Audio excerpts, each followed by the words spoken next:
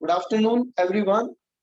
Last class में हमने clubbing provision पढ़े थे और हमने कहा कि अगर स्पाउस को या सन्स वाइफ को विदाउट एडुकेट कोई असेट ट्रांसफर की जाती है या फिर इनकम ट्रांसफर कर दी जाती है असेट ट्रांसफर किए बिना, तो वो इनकम ट्रांसफर करने वाले के हैंड में टैक्सेबल हो जाती है। स्पाउस को जो असेट ट्रांसफर की जाती है उसकी कुछ कंडीशन एक्सेप्शन बताए थे कि अगर अलग रहने के समझौते में या फिर शादी से पहले कोई एसेट ट्रांसफर की है तो उसकी क्लबिंग नहीं हो। अब एक बात ध्यान से सुनो कि क्लबिंग जो होती है वो इनकम की होती है, अमाउंट की नहीं। आप कहोगे सर इसका मतलब क्या हुआ? ध्यान से सुनिए, मेरे पास 5 लाख रुपए के बॉन्ड है,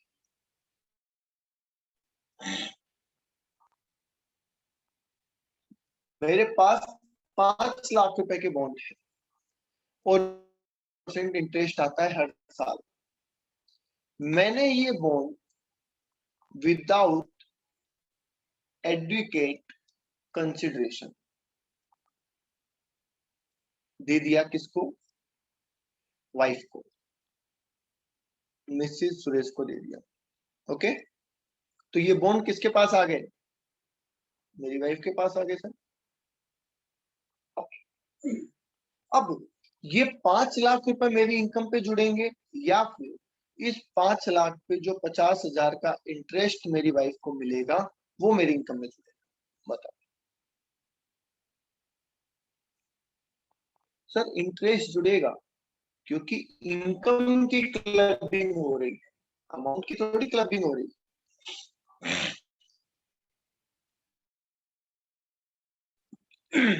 यस, एज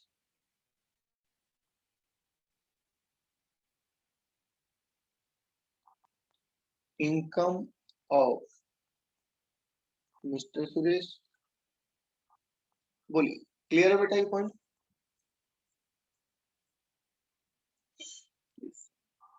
अब एक बात और समझिए, ये 50,000 रुपए आपने टैक्स लगाने के पर्पज से मेरी इनकम में जोड़ दिए, पर फिजिकली ये 50,000 रुपए है किसके पास? मेरे पास या वाइफ के पास? पैसे तो वाइफ के पास है, ये तो सिर्फ इनकम जुड़ी है। ठीक है, अब वाइफ ने क्या किया? ये 50,000 रुपए इन्वेस्ट कर दिए in other bonds.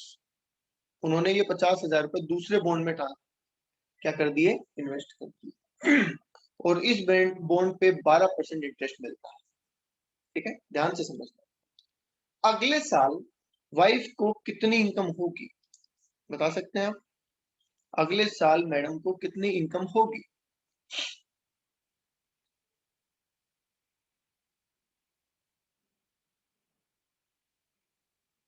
As expected. आपने वही गलती की जो मैं चाहता था और एग्जाम में आप वही गलती कर बैठेंगे जो एग्जामिनर चाहता है, अगर आप फोकस नहीं करेंगे तो। ठीक है, आपने कमाए 50,000 प्लस 6,000। बोलिए यस और नो। आपने कमाए 50,000 प्लस, अरे भाई पुराने जो ये बॉन्ड है इसका भी तो इंटरेस्ट मिलेगा, ये कहाँ जाएगा? तो पहले तो ये मिलेगा और 6,000 रुपये नए बॉन्ड वाले पे मिलेगा।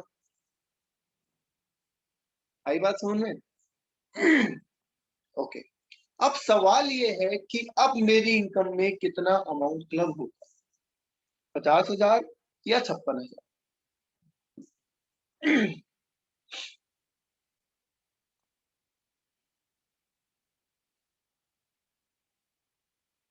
बोलिए, मेरी इनकम में कितना अमाउंट क्लब होगा?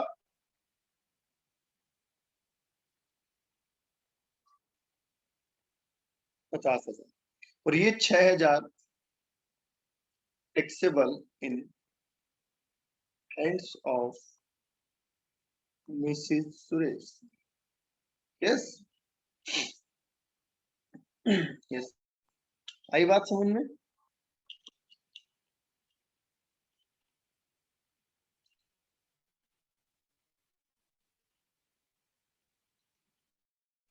तो इसका मतलब अगर मैं इस बात को ध्यान रखूं कि ये 6,000 क्लब नहीं हो रहे, अगर मैं इस बात को ध्यान रखूं कि ये 6,000 रुपए रहे हैं, तो क्या मैं ये कह सकता हूं, फाइनल कमेंट, क्या मैं ये कह सकता हूं कि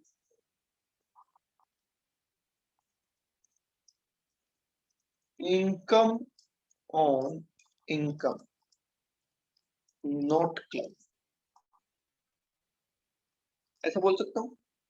तो आपने जब प्रोविजन लिखा होगा ना, जहां कल लिखा था, वहां एक लाइन और लिख लें, income on income not club, income पे इनकम क्लब नहीं होती। मैंने वाइफ को 5 लाख दिए, इस 5 लाख में जो भी इनकम होगी वो मेरे हैंड में क्लब होगी, पर जो इनकम हुई उस पर फर्दर जो इनकम होगी वो क्लब नहीं होगी। बोल दो, क्लियर है सबके? कोई डाउट है तो बोल दो।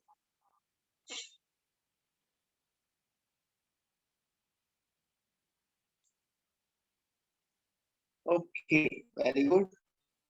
चलिए आगे चलते हैं।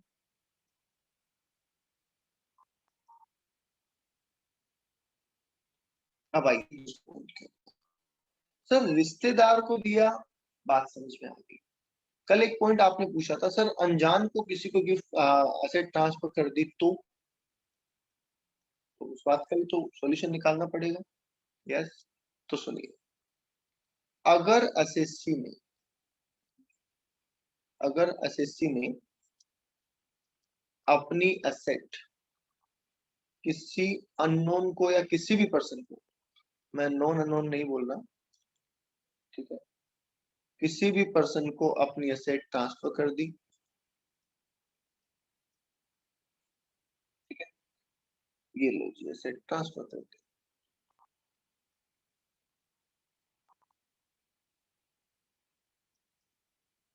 ओके, और ये जो ट्रांसफर किया गया, ये ट्रांसफर रिवोकेबल ट्रांसफर। अब आप कहोगे सर ये एक नई चीज कहां से आ गई, रिवोकेबल ट्रांसफर क्या होता है? ठीक है, कौन सा ट्रांसफर बोला गया? Revocable transfer. तो क्या होगा, पहले तो ये समझो रिवोकेबल ट्रांसफर का मतलब क्या होता है। तो सर रिवोकेबल ट्रांसफर का मतलब होता है in which you have right to resume ownership, ठीक है। आपने अपनी कोई एसेट अपने नौकर के नाम, ड्राइवर के नाम या किसी के नाम कर दी, ताकि आप अपनी इनकम डाइवर्ट कर सकें। पर क्या आपके मन में ये भी एक शक रहेगा कि कल को ये बंदे ने वापस नहीं दी तो? अगर आप ऐसी प्लानिंग करना चाहते हैं तो क्या मन में ये रहेगा कि कल को इस पर्सन ने हमें एसेट वापस नहीं दी तो? हाँ, तो जब आप उसको एसेट ट्रांसफर कर रहे थे, तो ट्रांसफर डीड में ही आपने एक पॉइंट डाल दिया। क्या पॉइंट डाल दिया? कि मैं अपनी एसेट इसको दे रहा हूं, मैं जब चाहूं तब ये एसेट इससे वापस ले सकता हूं। ठीक है, आपने इसमें क्या पॉइंट डाला कि मैं अपनी एसेट इसको दे रहा हूं, पर मैं जब चाहूं तब इससे एसेट वापस ले सकता हूं। तो क्या इसे हम रिवोकेबल ट्रांसफर समझे? अगर मैं इसे रिवोकेबल ट्रांसफर कहूं तो चलेगा?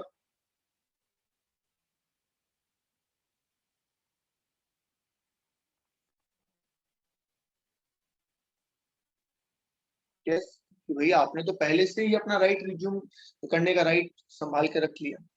तो बोला गया कि अगर आप रिवोकेबल ट्रांसफर कर रहे हैं तो फिर उससे होने वाली इनकम किसकी मानी जाएगी? ट्रांसफर की मानी जाएगी, क्योंकि ये तो साफ साफ पता चल रहा है। हाँ, ये तो साफ साफ पता चल रहा है कि आपने टैक्स चोरी करने के लिए ये ट्रांसफर किया है, इनकम डाइवर्ट करने के लिए ट्रांसफर किया है। तो अगर आपने रिवोकेबल ट्रांसफर किया तो इनकम किसकी मानी जाएगी? ट्रांसफर की मानी जाएगी। बोलो, क्लियर है बेटा ये पॉइंट?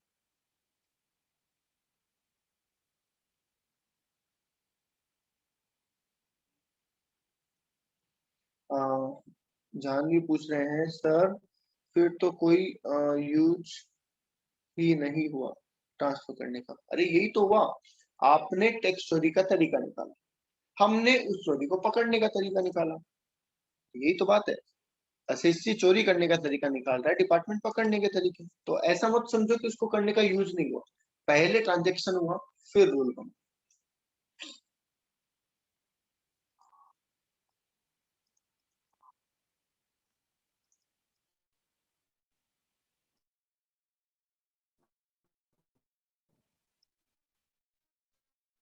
कहा कि मैंने एसेट ड्राइवर के नाम कर दी और ये ड्राइवर की ही है, मैं वापस नहीं ले सकता हूँ।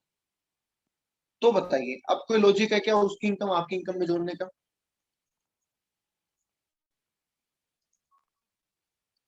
नहीं, अब तो कोई लॉजिक ही नहीं है सर। जब इसका कोई लेना देना ही नहीं है तो फिर तो क्या हो गया, इनकम किसकी हो जाएगी, ट्रांसफर की हो जाएगी। ओके, इसमें एक तीसरा कॉम्बिनेशन और बनता है, इसमें एक तीसरा कॉम्बिनेशन और बनता है। सर वो क्या होता है? वो होता है कि अगर आप किसी को असेट दो और उसको ये कहो कि तू जब तक जिंदा है तब तक तो मैं कोई भी तेरे से ये असेट वापस नहीं लेगा। इररिवोकेबल का मतलब जिसमें वापस लेने का अधिकार नहीं होता, प्रेरणा, उसको बोलते हैं इररिवोकेबल। भाई सिंपल सी बात है, रिवोकेबल का उल्टा, समझ गए?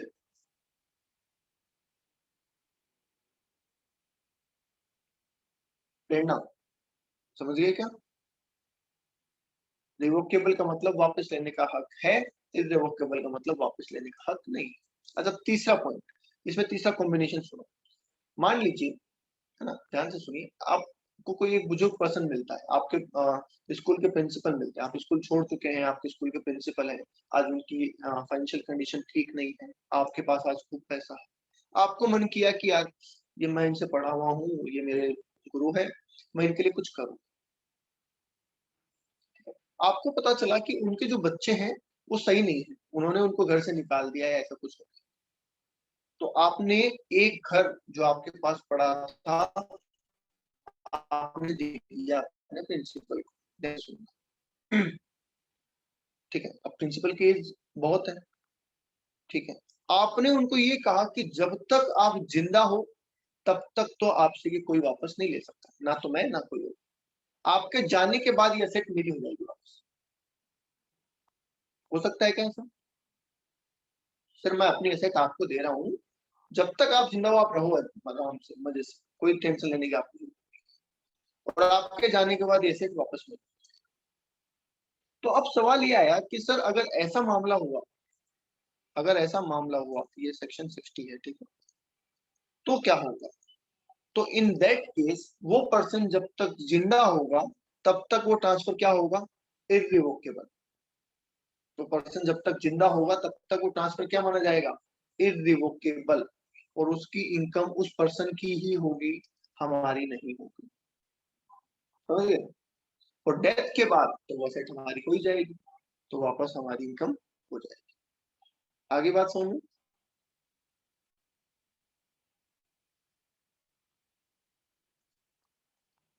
तो उसको बोलते हैं इररिवोकेबल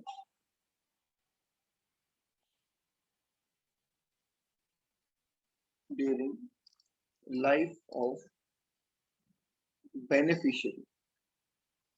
ठीक है, चलो ये पॉइंट समझ में आ गया, किसी को कोई डाउट?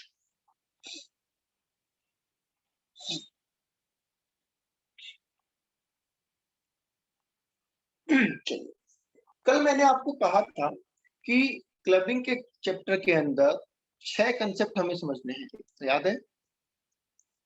उन 6 में से एक कंसेप्ट हो चुका है जो अभी तक हमने पढ़ा, वो एक कंसेप्ट है। ओके, अब हम दूसरे कंसेप्ट पे चल रहे हैं।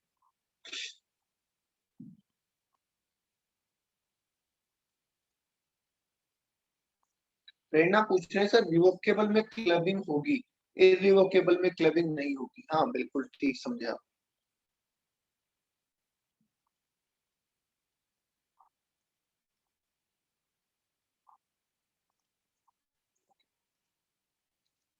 अब सुनिए ध्यान से, रेमुनरेशन टू स्पाउस, ये क्या फॉर्मूला है? सुनिए, इसमें भी अलग अलग केस बनेंगे, तो मैं पहले लगा देता हूं कि मैं एक केस पढ़ा रहा हूं आपको। सर एक केस का क्या मतलब है? एक केस का मतलब है कि ये एक प्राइवेट कंपनी है, ठीक है, ये क्या है? एक प्राइवेट कंपनी है।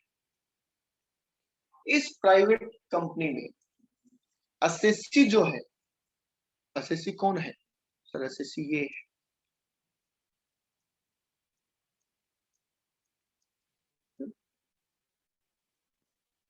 ये पतला दुबला आदमी कौन है?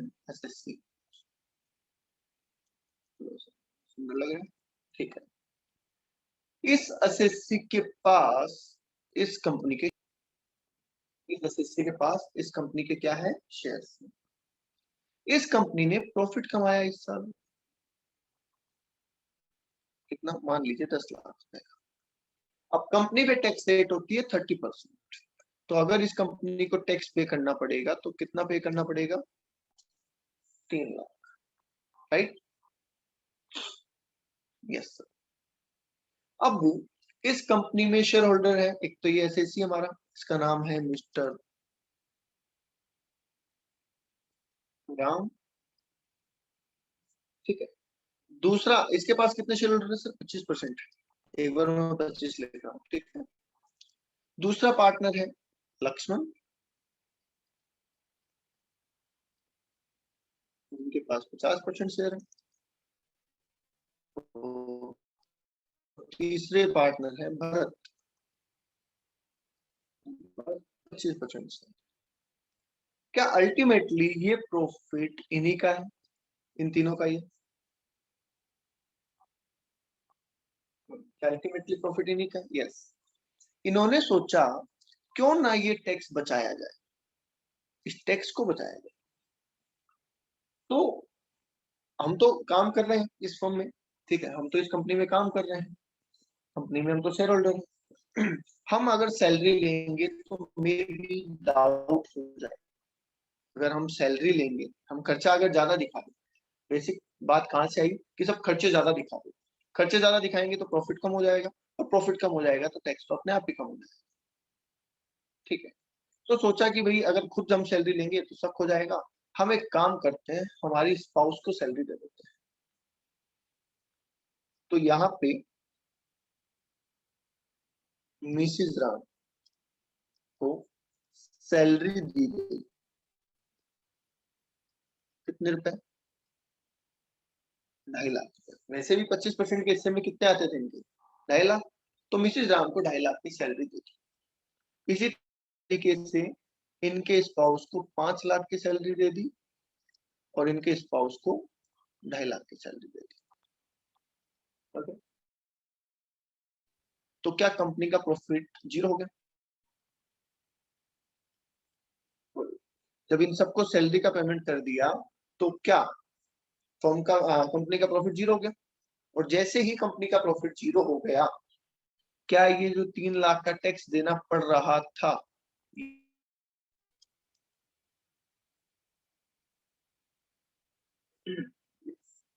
तो ऐसे तो फिर सारी कंपनियां टैक्स बचा लेगी। तो इस चीज को रोकने के लिए प्रोविजन बनाया। और क्या प्रोविजन बनाया? बोला कि देखो सब छोटे मोटे शेयर होल्डर जो होते हैं उनके साथ तो आप टैक्स प्लानिंग नहीं करो। मान लीजिए किसी के पास इस कंपनी के 2% शेयर है, आप उसके साथ टैक्स प्लानिंग करोगे क्या? नहीं, आप उसके साथ टैक्स प्लानिंग नहीं करोगे, क्योंकि चलती बड़े शेयर होल्डर की, तो आप छोटे छोटे शेयर होल्डर के साथ दिमाग नहीं लगाओ। तो गवर्नमेंट ने कहा कि भैया सुनो, अगर आप किसी कंपनी में, अगर आप किसी कंपनी में शेयर होल्डर हैं, कितने, ध्यान से सुनना, इफ यू हैव सब्सटेंशियल,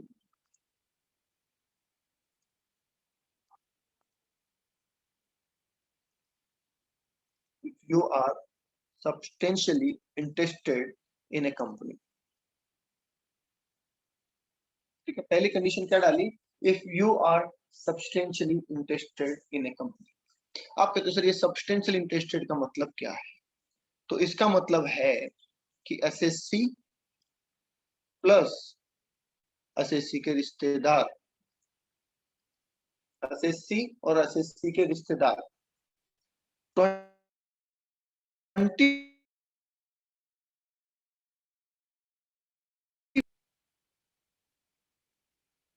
तो एसएससी को कंपनी में क्या मान लिया जाएगा?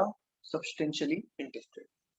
अगर एसएससी और उसके रिश्तेदार मिला के कंपनी में 20% या उससे ज्यादा शेयर होल्ड करते हैं तो उस एसएससी को कंपनी में क्या मान लिया जाएगा? Substantially interested. बोलो, क्लियर है ये पॉइंट?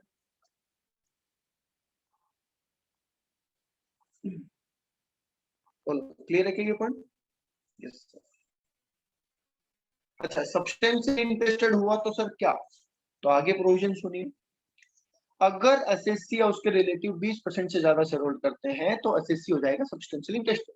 और जब एसएससी सब्सटेंशियली इंटरेस्टेड हो जाएगा और उसके स्पाउस, स्पाउस का मतलब समझते हो ना? सबको पता है स्पाउस का मतलब? स्पाउस का मतलब जीवन साथी, है ना? हस्बैंड के लिए वाइफ, वाइफ के लिए हस्बैंड।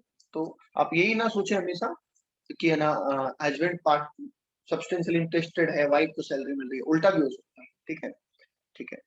तो प्रोविजन ये कहा कि भैया अगर एसएससी सब्सटेंशियली इंटरेस्टेड है और उसके स्पाउस को अगर सैलरी मिल रही है तो इस पे हमें थोड़ा डाउट होता है कि क्या ये सैलरी वाकई में उन्हें उनके काम के लिए मिल रही है या सिर्फ टैक्स चोरी करने के लिए सैलरी दी जा रही है। तो यहाँ पे आपसे एक सवाल पूछा जाए। सर क्या सवाल पूछा जाए?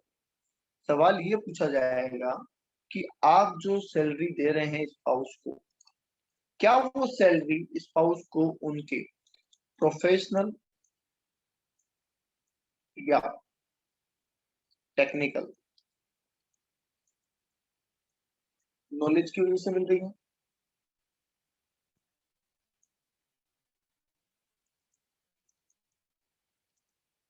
ठीक है, आप जो स्पाउस को सैलरी दे रहे हैं क्या वो प्रोफेशनल या टेक्निकल क्वालिफिकेशन की वजह से मिल रही है क्या? आप कहते हो हाँ सर बिल्कुल मिल रही है। तो ये इनकम किसकी होगी? मिसिज राम की होगी। ठीक है, अगर उनकी खुद की क्वालिटी, उसमें सोचने वाली बात नहीं है। बट अगर आप शेयर होल्डर की वाइफ को अदरवाइज सैलरी दे रहे हैं, अदरवाइज सैलरी दे रहे हैं जिसमें कोई नॉलेज या कोई क्वालिफिकेशन नहीं है, तो फिर ये इनकम क्लब होगी किसके हैंड में? मिस्टर राम। वो बात समझ में है? मतलब सीधा सीधा हमें ये साबित करना है कि आप जो सैलरी दे रहे हैं वो जेन्युइनली दे रहे हैं या सिर्फ टैक्स चोरी करने के लिए, टैक्स इवेड करने के लिए दे रहे हैं।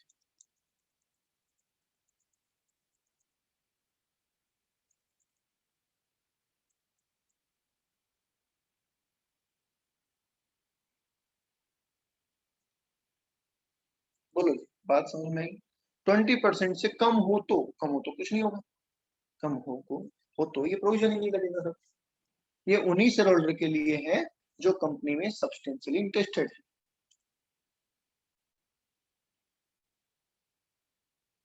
ठीक है, तो सबसे पहली बात, आप कंपनी में सब्सटेंशियली इंटरेस्टेड होने चाहिए। वो कब होंगे? जब आप और आपके रिलेटिव मिला के 20% या उससे ज्यादा शेयर होल्ड करेंगे। और तब अगर है, इन दैट केस अगर अदरवाइज सैलरी है तो क्लबिंग होगी। बताओ जी, बात समझ में आती है?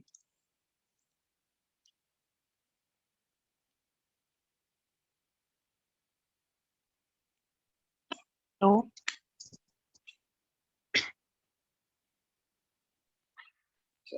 आगे चले। क्लब मिस्टर राम के हो गया, इनकम तो कंपनी की है।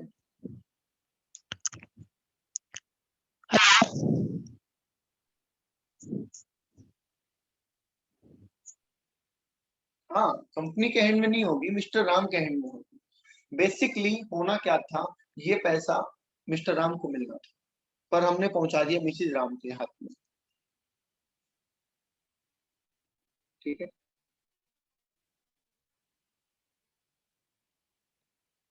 आप इसको ऐसे समझो। चलो मैं एक और इसका एग्जांपल दे देता हूँ। अभी तक आपके माइंड में चल रहा है कि कंपनी ने टैक्स चुराने के लिए ऐसा किया। आप ऐसा मानो कि कंपनी को टैक्स नहीं चुराना, कंपनी अपनी जगह ठीक है। ये सैलरी मिलनी थी मिस्टर राम को और मिस्टर राम की इनकम ऑलरेडी ज्यादा है। आप ऐसे ले लो इसको। चलो, ये इनकम किसको मिलनी थी? मिस्टर राम को सैलरी मिलनी थी बेसिकली। और मिस्टर राम की इनकम ऑलरेडी ज्यादा है, तो इसलिए उन्होंने अपने नाम से चेक ना लेके अपनी वाइफ के नाम से चेक लिया। तो इसको आप ऐसे समझ लो।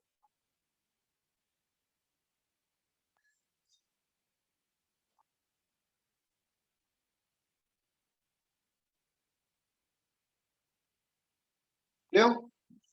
तो इनकम किसकी मान ली जाएगी? राम की। सर ऐसे तो 7 पार्टनर हो जाएंगे, 15%, तो फिर तो चोरी हो सकती है। हाँ हो सकती है, करो भैया, फिर नहीं तो होगा। अरे रूल बनाने वाला भी कुछ तो सोचेगा। अगर मान लो उसने रूल बनाया होगा 10% का बना देता मान लो, तो आप कहते सर 15 पार्टनर हो गए, तो 15 शेयर होल्डर हो गए, तो ये रहती। फिर वो रूल बना देता है 5% का, तो आप कहते हो सर 25 पार्टनर हो गए तो 4% हो जाएंगे। समझ गए? तो ऐसे तो कोई अंत नहीं है ना किसी चीज का। उनको जो रीजनेबल लगा उन्होंने वो कानून बनाया। समझ गए बेटा? हम्म। यहाँ तक कोई डाउट है तो पूछ लो।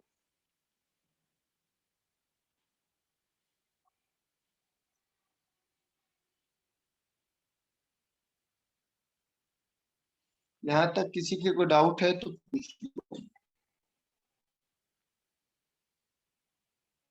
इसका स्क्रीनशॉट ले लो जिसको भी लेना है, इस स्लाइड का स्क्रीनशॉट ले लो जिसको लेना है।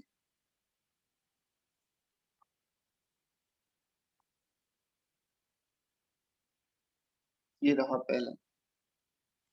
सर मिस्टर राम ने अपने अकाउंट में शो किया है ना सैलरी? अपने अकाउंट में थोड़ी शो किया है। मिस्टर राम ने सैलरी मिसिज राम को दिला दी। भैया आपने माना सैलरी मिस्टर राम को, सैलरी मिलनी थी किसको? मिस्टर राम को। मिस्टर राम की ऑलरेडी इनकम ज्यादा है, तो उन्होंने कंपनी से में बात करके, क्योंकि कंपनी में भैया आप एक बात बताओ, छोटे मोटे शेयर हैं, तो उसके कहने पे कंपनी मैनिपुलेशन करेगी क्या? क्या वो कंपनी को मना सकता है मैनिपुलेशन करने के लिए? इसलिए बोला गया जिसके पास 20% से ज्यादा शेयर होते हैं वो कंपनी। तो उसने सैलरी अपने नाम से लेने की बजाय अपनी वाइफ के नाम, समझ गए?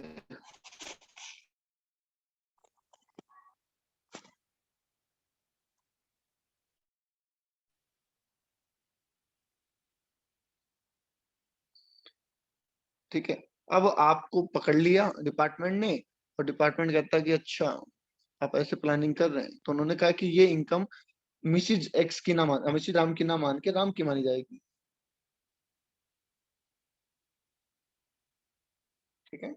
और अच्छा एक बार बताओ, क्या जेन्युइनली भी ऐसा हो सकता है कि एसएससी की वाइफ उस